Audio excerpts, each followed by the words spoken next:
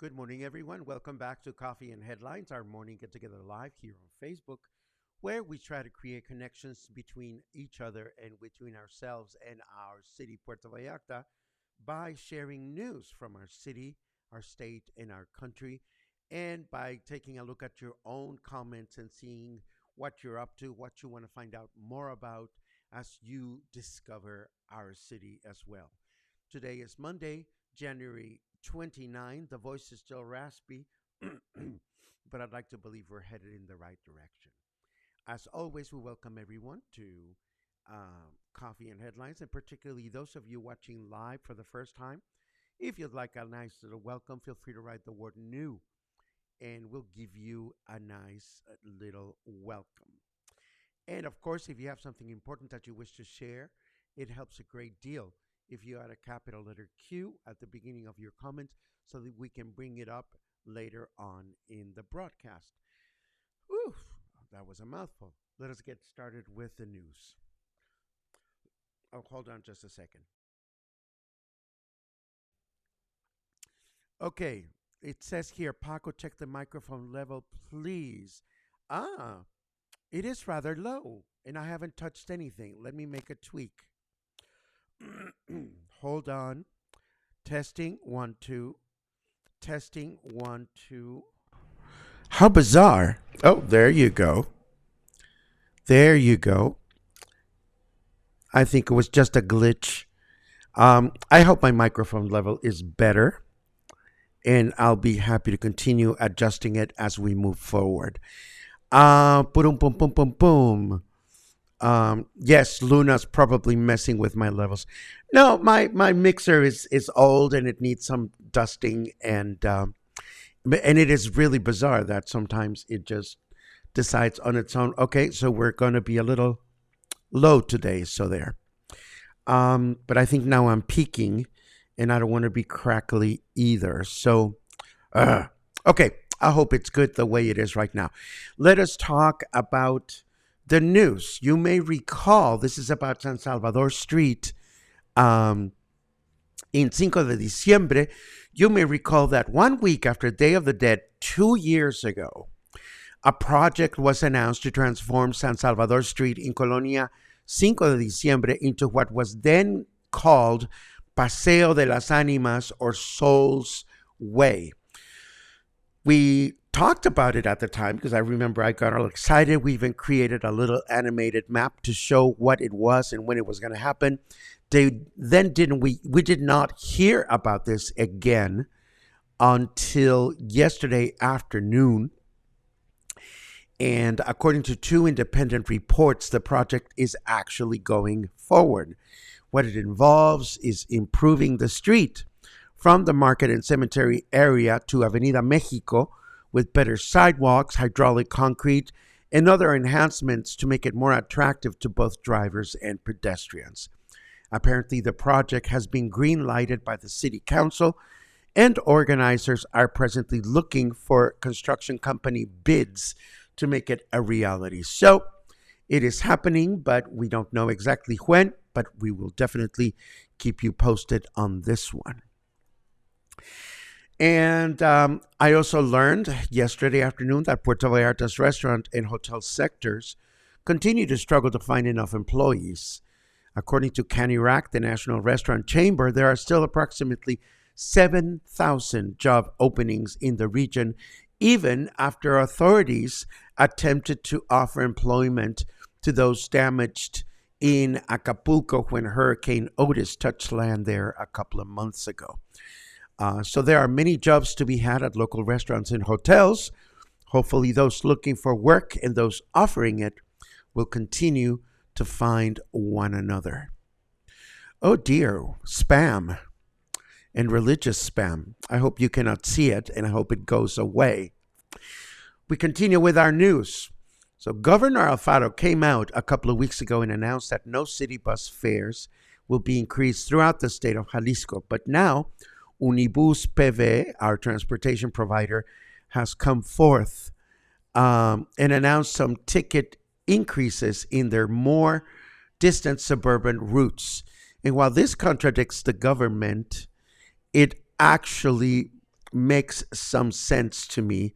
Hold on just a second. I disappeared. And there I am. This makes some sense to me. All you have to do is either look at the map or drive out towards San Sebastián del Oeste to appreciate how far some of these city buses actually go in that general direction. The article referenced here has a complete list of routes that will cost more than 10 pesos per ticket. And given the fact that the state government is looking to simplify payment by eliminating the use of bills, it will be interesting to see how the actual buses will manage the difference in ticket prices between, for example, if you board the bus on, let's say, on the maritime terminal and you're just going to the airport, but that same bus goes all the way to Las Palmas, how will the bus driver know one way or another what to charge you is a mystery, but it is what's going to happen. If you happen to head on the bus on a regular basis in that general direction, you may want to take a look at the article referenced here. Mojoneras, which is a neighborhood located behind the city bus terminal, has just benefited from the city's Transformation Saturdays program, with city crew improving the colonia's open areas. Of course, it's difficult to keep track of all of these colonias that the city has been improving little by little over the past couple of years, but this may give us a glimpse at the fact that Puerto Vallarta is a city much larger than it may seem to some of us used to hanging out only in a particular part of the city most of the time. But it is a large city. Now, this next one, this next one totally intrigues me, and I bring it up just to see if anybody living in Bucerías has some comment about it. You may remember some time ago we announced a new market being inaugurated in Bucerías. It was in fact announced and inaugurated by President López Obrador back in March of 2020. And now it turns out that that same market has won an architectural award in a Los Angeles, California competition, which sounds like great news. But what's remarkable to me is that out of 120 beautiful locales within the market, only 5 are being used. And in fact, the Nayarit governor went back and inaugurated the market again last year. So we don't exactly know what it is about this market that people don't want to use it. There may be problems between the ejidos surrounding the market and the town. I don't know.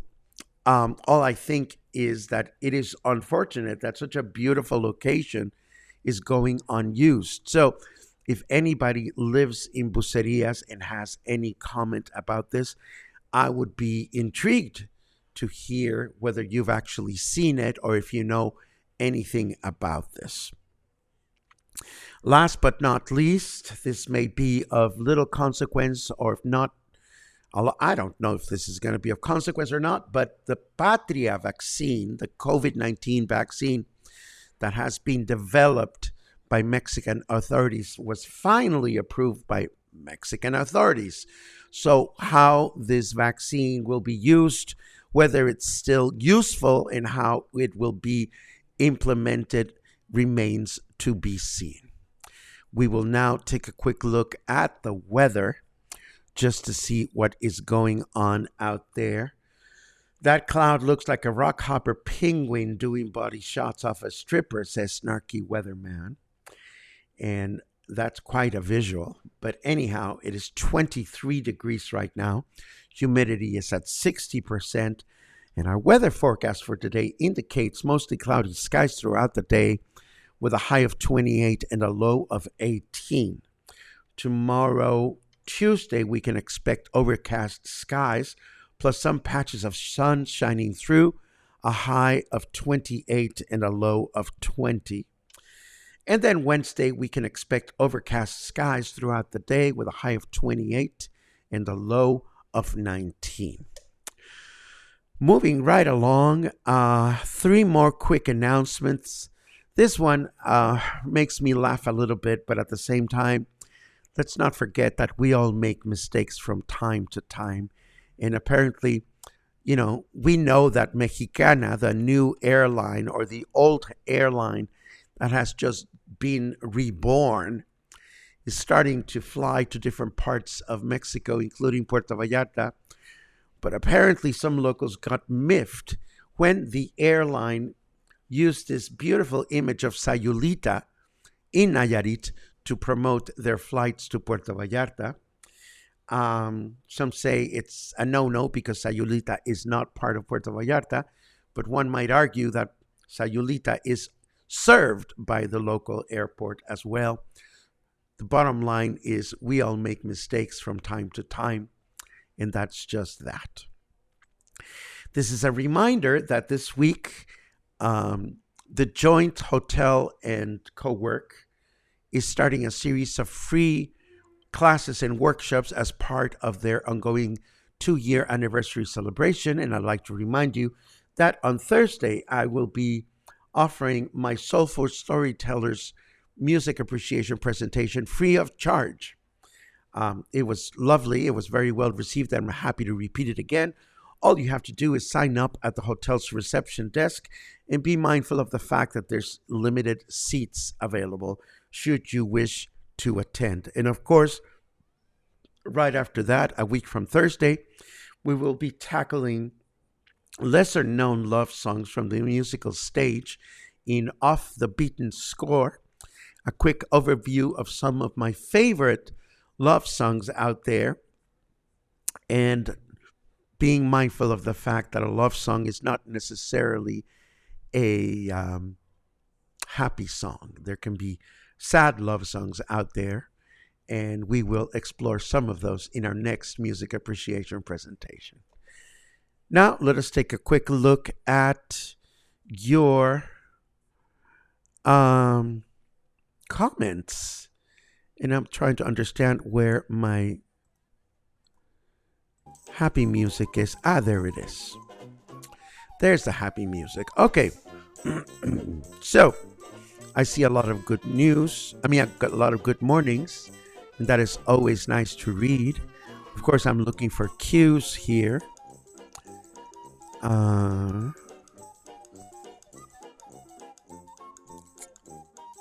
I don't see a cue.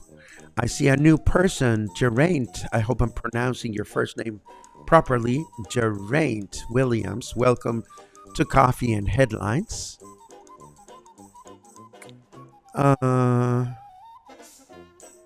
And comments about sound, which we hopefully improved and fixed. Thank you very much.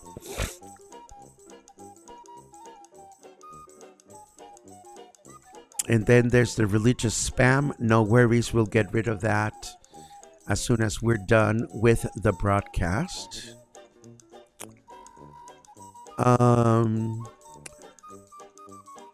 This doesn't have a queue, but yeah, I think what's going to happen in San Salvador Street will make the street even more beautiful than it is and a lot easier to navigate. There's a lot of steps in those sidewalks, and that makes sense because of all the water that comes rushing down the street during rain season. But hopefully the sidewalks will be more wheelchair friendly.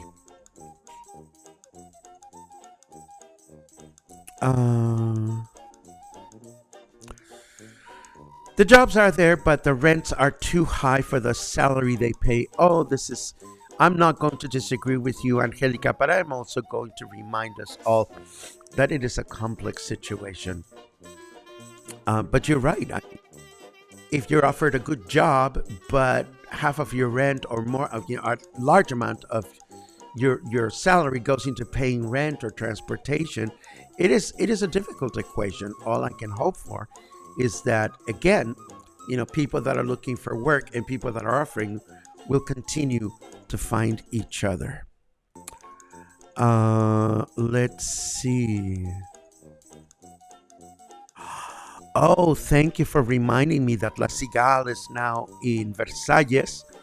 I keep forgetting, and I haven't tried it, but it's nice to know that you had a good dinner there. I definitely want to check it out at some point. And Curtis mentions that Sayulita is nothing like Puerto Vallarta.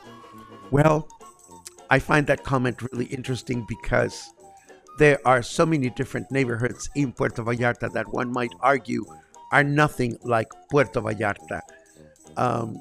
My bottom line about that is Puerto Vallarta is a large city. And again, it is so easy to think that the whole city is similar to the neighborhood where we hang out.